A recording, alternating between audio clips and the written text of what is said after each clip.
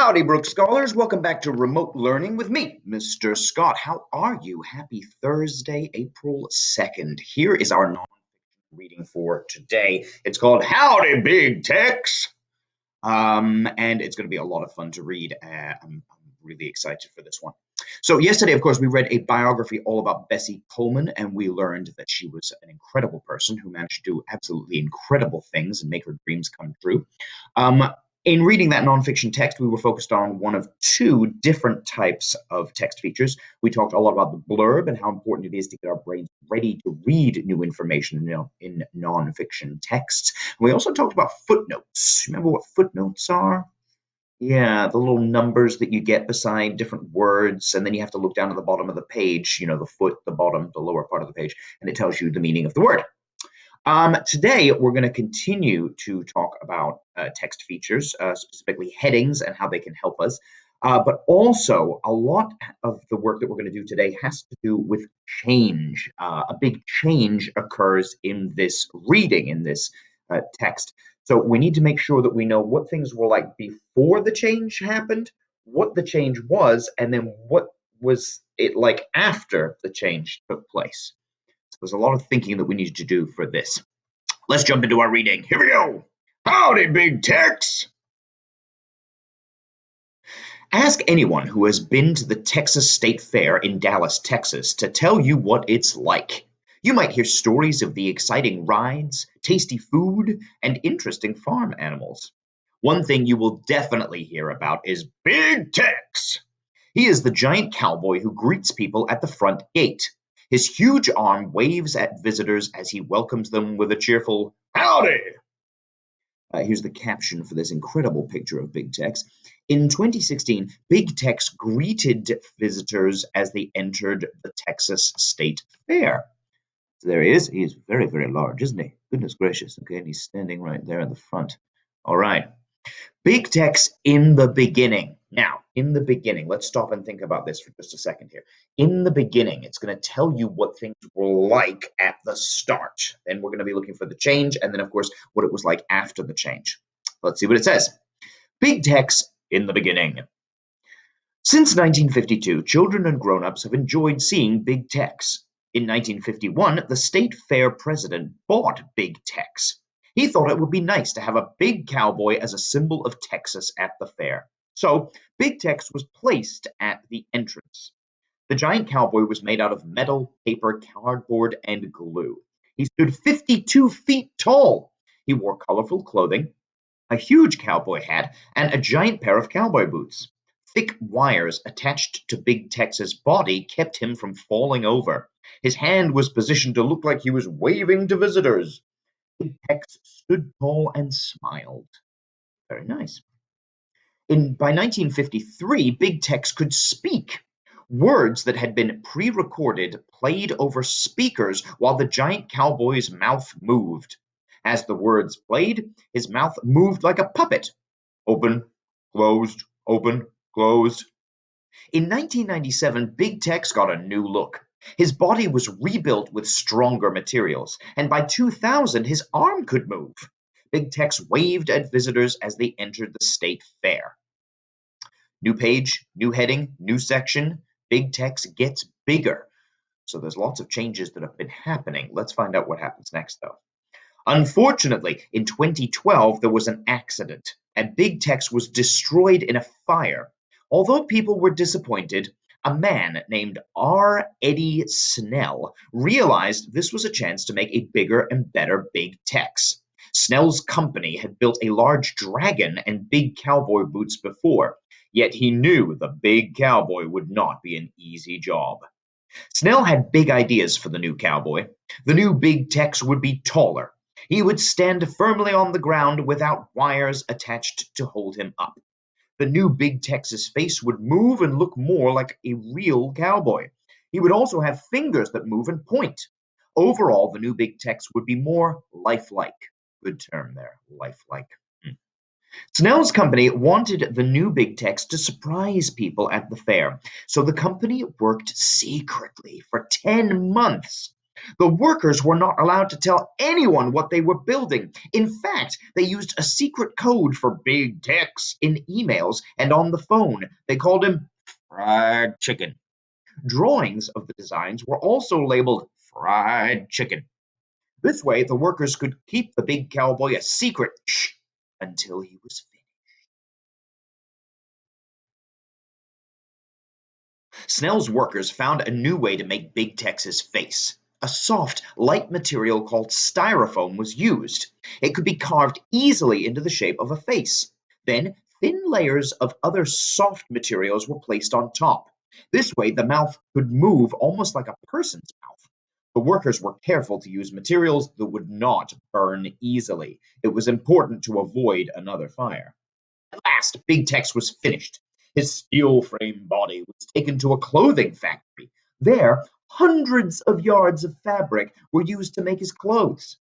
Big Tex was dressed in a red, white, and blue shirt, denim jeans, colorful cowboy boots, and an even bigger cowboy hat.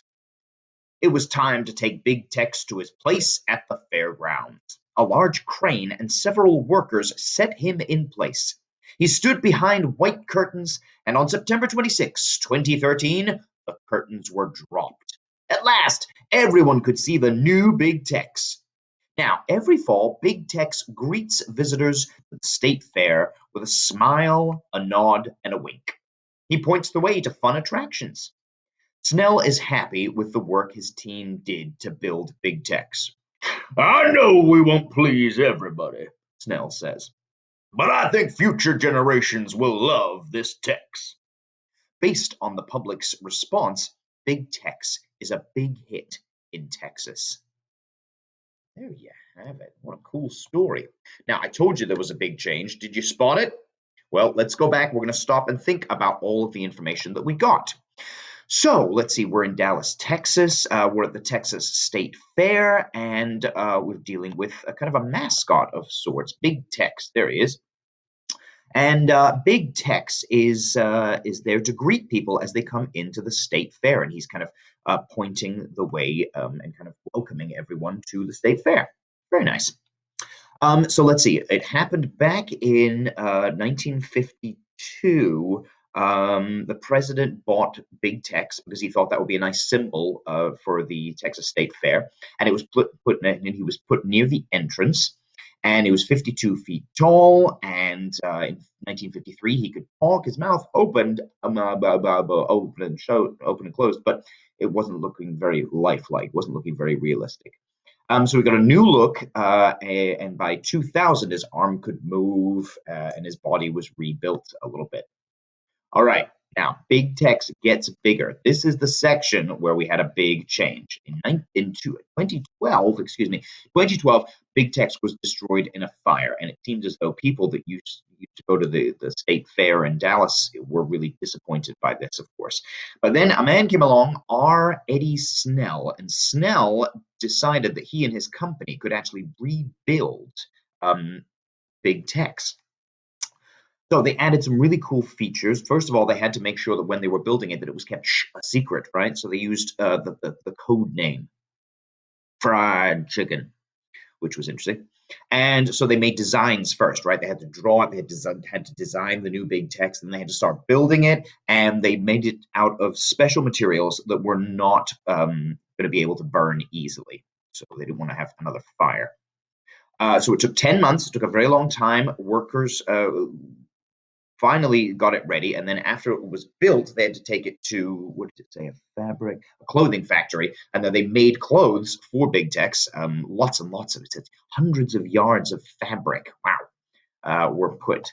So then it was time to have the big reveal in 2013, and Big Tex is now standing up again and welcoming people to the fair.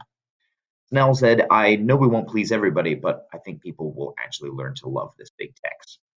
Super cool. All right. So we read it carefully. We noticed the big change, and then we are ready to answer these questions. Let's see what it says. Which word in paragraph 9 best helps the reader understand the meaning of carved? Light, shape, face, or layers? Back we go, of course, to number 9. We're going to find our evidence. Snell's workers found a new way to make Big Tex's face. A soft, light material called styrofoam was used. Ah, here we go. It could be carved easily into the shape of a face. Now, using that evidence, let's think carefully about which one makes sense. Light, shape, face, or layers? What do you think? What do you think the answer is? Its shape. Yes, indeed. When you're carving something, you are making a brand new shape in whatever material you are using. So the correct answer is B. Let's move on to number two. With which statement about the first big text would the author most likely agree? Kind of the wording of that question is quite complicated. Let's read it again. With which statement, okay, so here are the four statements about the first big text, so that was the original one before it got burned and they had to make a new one. Which statement with the first big text would the author most likely agree? Okay, the first one. He was too short, he talked too much, he was not very popular, or he did not seem real. Well, I'm reminded of a couple of things. Let's look back here. Here we go. Look at this. So this goes back to 1953. As the words played, his mouth moved like a puppet. Now, I know puppets aren't very realistic.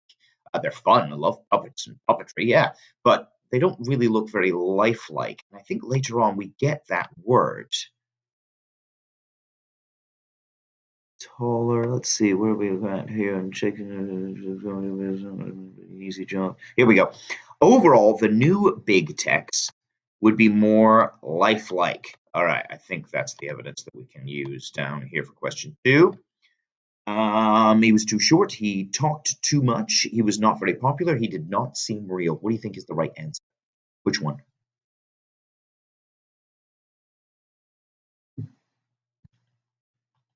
Yeah, he did not seem real. The first one, that is. As the changes came, and after the fire, and they rebuilt him, they made him look more realistic.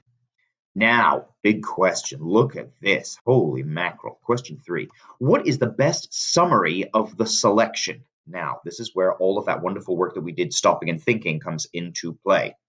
We need to make sure that we have evidence about the fire and about the destruction of big techs. A. Big Tex came to the Texas State Fair in 1952. The fair president thought he would be a good symbol for the fair. In 1953, he could smile and speak, and by 2000, he could even wave at fair visitors.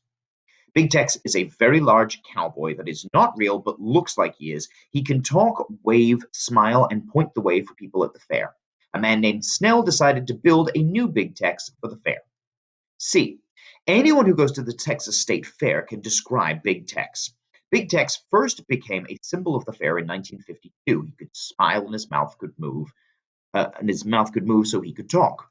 Or is it D? A giant cowboy named Big Tex stands at the front of the Texas State Fair. He smiles, waves, and greets visitors. After the first Big Tex burnt in a fire, a more lifelike Big Tex was built to take his place. Of those four options, my friends, which one do you think best describes all that we learned from this article?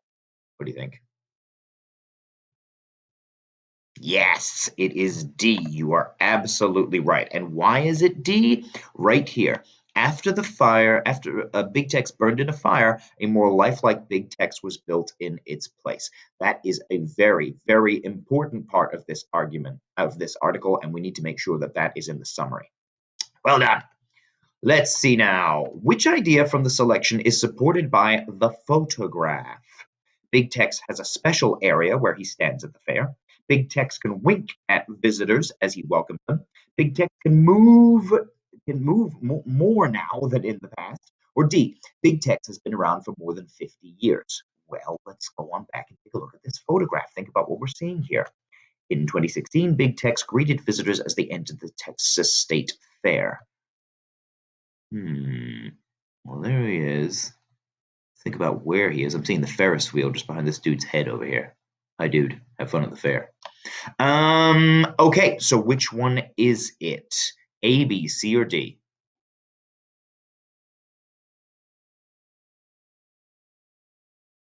Well, if you said A, you're absolutely right. It's true that big text has been around for 50 years, but it can't be D because the picture doesn't really show us any information about how long big text has been standing. And then with the other two, we can't see from the picture that Big Tex is winking, and we can't see that he's moving because it's just a photograph. However, it does show us where Big Tex is standing at the entrance of the fair. The correct answer is A. Okie dokes. Let's move on now to question number 5. What is the most likely reason the author included paragraphs 7 through 9? To explain why Snell thought another big text was needed, to describe the plan Snell and his workers followed to build a new big text, to prove that Snell's new big text is better than the first one, or to compare Snell's drawings of big text to the real big text. Okay. 7 through 9, you say. Okay. Okay, so this is in the big text gets bigger. So this is after the fire, and they're rebuilding him, and it's all about Snell and his team. So this information right here. Now, what did we learn in 7 through 9? Snell had new ideas. They designed him. They wanted it to be more lifelike. They started building. It was a big secret. They did drawings first, and then they made the design, and then they built it, and they finished it, and then it went off, and it had to get lots and lots of different materials were used in order to complete it, so it wouldn't burn again. Okay, so thinking about those paragraphs, 7 through 9, what's the right answer? A, B, C, or D? What do you think?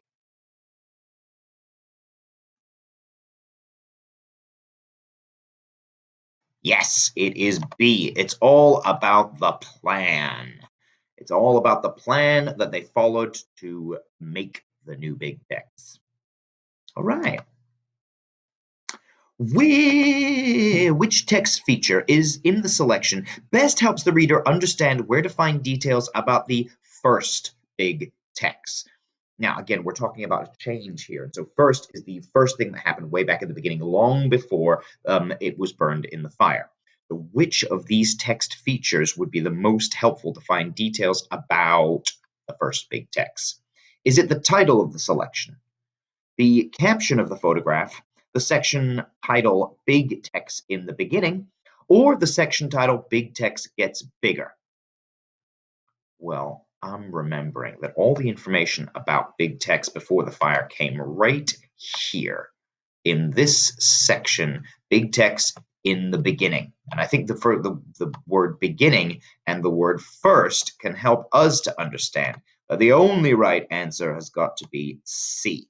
We get that heading, or what they're calling a section title. That's the section, that's a little title there in the beginning. So there we go. All right, 2 to go. In paragraph 4, what does pre-recorded mean? Pre-recorded. Let me go back. Paragraph 4, where are you? Paragraph 4. Words, oh, and you know what? Let me read the sentence before that one as well. By 1953, big text could speak. Words had been pre-recorded over played over speakers while the giant cowboy's mouth moved. Oh, so pre-recorded. Let's see. Pre-recorded. Does that mean recorded in part, recorded next, recorded without, or recorded before? What do you think? Yeah, it's before. Absolutely. Now, one of the ways that we can feel really confident about that is this business right here. PRE, pre, meaning before. If you preview something, then you look at it before you actually take a closer look at it. So pre meaning recorded before. Last question. Here we go. Oh no, there's 2 more. Sorry. Oh, that one looks fun. We'll find out what's going on there. Which, excuse me, which sentence best shows that the makers of the new big text hoped to keep a problem from happening again? I don't remember what the problem was.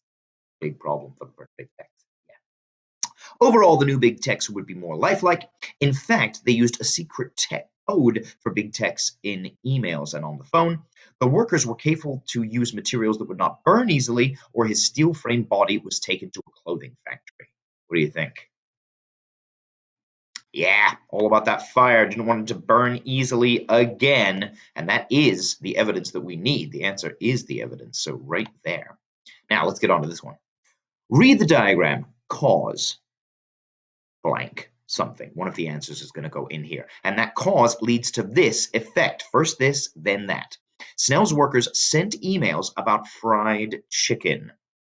Okay, which sentence completes the diagram? So we know it has to be something that happened before um, they decided to send secret emails with the code name fried chicken.